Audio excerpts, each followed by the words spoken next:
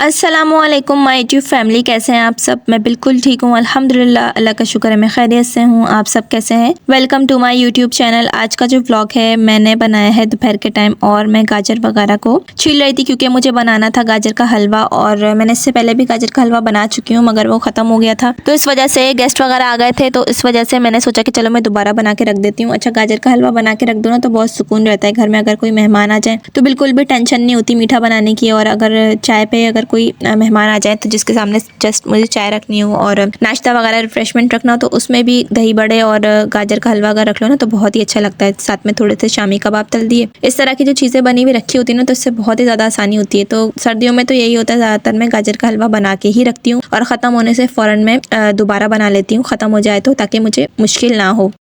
Market चली गई थी मैं, बुध बाज़ार लगता है हमारे घर के करीब, तो वहाँ से मैंने काफ़ी सारी सब्जियाँ वगैरह ली थी घर के उस सौदे के लिए, जो जितनी भी सब्जियाँ वगैरह ज़रूरत होती हैं तो मैंने सब चीज़ें ख़रीद ली थी वहाँ से। और उसके अलावा बहुत सारी मैंने गाजरें भी मैंने काफ़ी सारी ले ली थी वहाँ से, और मुझे हलवा जो है वो बनाना था इस वजह से। उसके अलावा मैंने वहाँ से काठियावाड़ी छोले भी जो मिलते हैं मार्केट में वो भी ले लिए थे, तो मुझे बहुत पसंद है। वैसे मैं घर पर भी बनाती हूँ काठियावाड़ी छोले, आप लोग को ज़रूर मेरी रेसिपी पसंद आएगी इंशाल्लाह। मैं आप लोगों के साथ उसकी रेसिपी भी शेयर करूँगी, बहुत ही बेहतरीन और ज़बरदस्त से बनते हैं। ज़्यादातर मैं काठियावाड़ी छोले ना रमज़ान में बनाती हूँ, नॉर्मल डेज में मैं नहीं बनाती हूँ और रमज़ान में ही मैं ये बनाती हूँ। जैसे रमज़ान में क्या करती हूँ मैं, कभी मैं सफ़ेद छोले बनाती हूँ, कभी मैं काले चने बना लेती हूँ, कभी मैं काठियावाड़ी छोले बना लेती हूँ। इस तरह चेंज कर करके बनाती हूँ ना तो घर में सबको बहुत पसंद आते हैं। और गाजर जो है वो मैंने ला के उसको मैंने अच्छी तरीके से छीला था, उसके बाद मैंने वॉश करने के बाद उसको कद्दूकश किया था और उसके बाद फिर मैंने उसको थोड़ा सा पानी और बहुत सारा दूध डाल के मैंने उसके अंदर रख दिया था, चूल्हे पे उसको रख दिया था ताकि वो अच्छी तरीके से बॉयल हो जाए। अच्छा, गाजर का हलवा बना हुआ रखा होता है ना तो मुझे सुकून रहता है कि चलो है बना हुआ रखा। और उसके अलावा शामी कबाब भी मैं फ्रीज़र में बना के रख देती हूँ, तो इससे क्या होता है बहुत ही ज़्यादा आसानी हो जाती है। कभी घर में कोई मेहमान आ गए या कभी ऐसा हुआ कि कभी समझ नहीं आ रहा हो कि क्या बनाए। वैसे तो ज़्यादातर मैं क्या करती हूँ, वीकली मील जो है वो शेड्यूल बना लेती हूँ कि मुझे इस दिन ये बनाना है। मगर किसी दिन ऐसा होता है कि घर में कोई चीज़ समझ नहीं आ रही होती बना, और कभी कोई चीज़ घर में अवेलेबल नहीं होती है, तो मैं क्या करती हूँ फ़ौरन से फटाफट से फ्रीज़र से शामी कबाब निकाले, एक तरफ मैंने अंडा फेंटा, उसको शामी कबाब को फ्रीज़र से निकालने के बाद 10 से 15 मिनट बाद फिर जब वो थोड़ा सा ऐसे हो गए कि फ्राई करने के काबिल हो गए तो उसको मैं अंडे में डिप करके लपेट के और उसको मैं फ्राई कर देती हूँ। और कभी मैं क्या करती हूँ बाहर से बंद मंगवा लेती हूँ, उसको कट करके और बंद गोभी को दही में डाल के उसका कोल्स्लो जो बनाते हैं उसकी भी रेसिपी इंशाल्लाह मैं आप लोगों के साथ शेयर करूँगी। फटाफट से वो लगा के और मायोनीज़ और केचप को मिला के ये डाल देती हूँ मैं बर्गर के अंदर, और बहुत ज़बरदस्त से बर्गर बन जाते हैं। कभी कभी थोड़ा सा डिफरेंट भी खाने का दिल करता है तो दाल सब्जी और चिकन वगैरह खा के इंसान थक जाता है, तो थोड़ा सा मैं अलग भी बना लेती हूँ। अच्छा, सर्दियों में क्या होता है कि ज़्यादातर घरों में यही सब चीज़ें बन रही होती हैं, जैसे गाजर का हलवा और पालक मेथी आलू मिक्स सब्जी बन रही होती है। गाजर वगैरह बहुत ज़्यादा आई हुई होती है, मार्केट में कसरत से आई हुई होती है। और उसके अलावा मूली के पराठे बहुत खाए जाते हैं, और उसके अलावा मेथी और पालक ये सब चीज़ें बहुत ज़्यादा वाफिर मिकदार में होती हैं माशाल्लाह से। मार्केट बहुत ही हरी भरी हो रही होती है। उसके अलावा साग तो हर घर में ही बनता है, सरसों का बाथू का और ये सब चीज़ें जो होती हैं पालक वगैरह सब मिक्स करके साग भी बहुत बनता है सारे घरों में।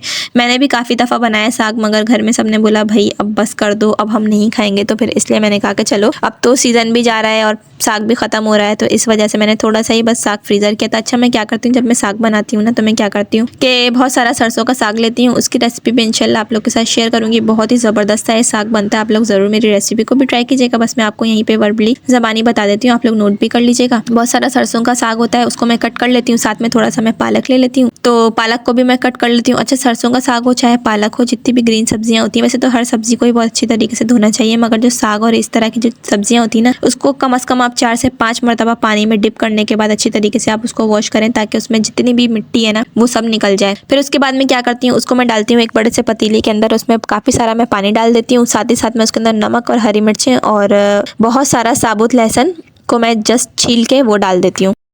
अदरक नहीं डालनी, अदरक डालने से क्या होगा कि साग बिल्कुल कड़वा हो जाएगा। जस्ट आपको लहसुन डालना है। इसको डालने के बाद आपको काफ़ी देर तक इसको बॉईल करना है। जब ये बॉईल हो जाएगा ना अच्छी तरीके से, फिर आप क्या कर लीजिएगा, इसको बिल्कुल ही सॉफ्ट हो जाएगा, उसको आप घोट लीजिएगा। जितना आप घोट सकती हैं उतना आप उसको अच्छी तरीके से मिक्स कर लीजिएगा, जिससे हम दाल घोटते हैं उससे आप अच्छी तरीके से उसको मैश कर लीजिएगा। मैश करने के बाद आप क्या करिएगा, इसको आप ठंडा होने का इसका इंतज़ार कर लीजिएगा और बॉक्सेस में बना के आप बॉक्सेस में फिल करके आप इसको फ्रीज़र कर दें। फिर इसके बाद क्या होगा, फ्रीज़र आपने कर दिए हैं और फिर उसके बाद जब भी आपको पकाना हो, साग बनाना हो, तो आप क्या करें, नॉर्मल सा 2 तरीके मैं आपको बता रही हूँ साग बनाने के। एक तो ये है कि आप जस्ट आपने पके हुए साग को फ्रीज़र से निकाला, तेल में आपने कुटा हुआ लहसुन डाला, सफ़ेद जीरा डाला और ये साग पलट दिया। जब ये साग अच्छी तरीके से फ्रीजर से निकाल के इसकी सारी बर्फ पिघल जाए, फिर उसके बाद आपको ये डालना है। फिर तो इस तरह से क्या होगा, साग को जो तड़का लग जाएगा ना, तो साग बहुत ही अच्छा लगता है। उसके अलावा दूसरा तरीका ये है कि मैं क्या करती हूँ, प्याज को ब्राउन करती हूँ, हल्का सा उसमें अदरक लहसुन का पेस्ट डालती हूँ, पिसी लाल मिर्च, हल्दी, नमक और टमाटर डालती हूँ। उसको अच्छी तरीके से मैं भून लेती हूँ। थोड़ी सी इसमें हरी मिर्चें डालती हूँ और फिर उसको मैं इसके अंदर में डाल देती हूँ साग। ये सब चीज़ें डालने के बाद जो है अच्छी तरीके से मैं साग को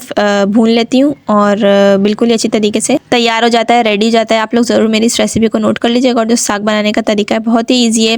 बस आप उसको बॉईल करने के लिए रखें ना, तो उसमें नमक और लहसुन के जवे और हरी मिर्चें डालनी है, बस और कुछ भी नहीं डालना। बहुत ही आसान तरीका मैं आप लोग को बता रही हूँ। उसके अलावा काठियावाड़ी छोले का जो रेसिपी है ना, इंशाल्लाह मैं आप लोग को बताऊंगी ज़रूर। अभी जो मैं आपको दिखाया है वीडियो में, वो तो मैं बाजार से लेकर आई थी, तो अच्छे लग रहे थे मुझे, तो मैंने इसको जो है वो ख़रीद लिए थे। और उसके अलावा इंशाल्लाह मैं आप लोग को घर में भी बनाना सिखाऊंगी कि काठियावाड़ी छोले किस तरह से बनते हैं। तो आप लोग को ज़रूर जो है मेरी रेसिपी पसंद आई होगी। आज का व्लॉग बस इतना ही मैंने बनाया था। होप आपको मेरा आज का व्लॉग अच्छा लगा होगा, पसंद आया होगा। अगर आपको मेरा आज का व्लॉग अच्छा लगा हो, पसंद आया हो, तो मेरी वीडियो को आप ज़रूर लाइक कर दीजिएगा। चैनल पे अगर आप मेरे नए हैं तो चैनल को आप ज़रूर सब्सक्राइब कीजिएगा। मिलती हूँ मैं आपसे नेक्स्ट व्लॉग में, जब तक के लिए अल्लाह हाफिज़।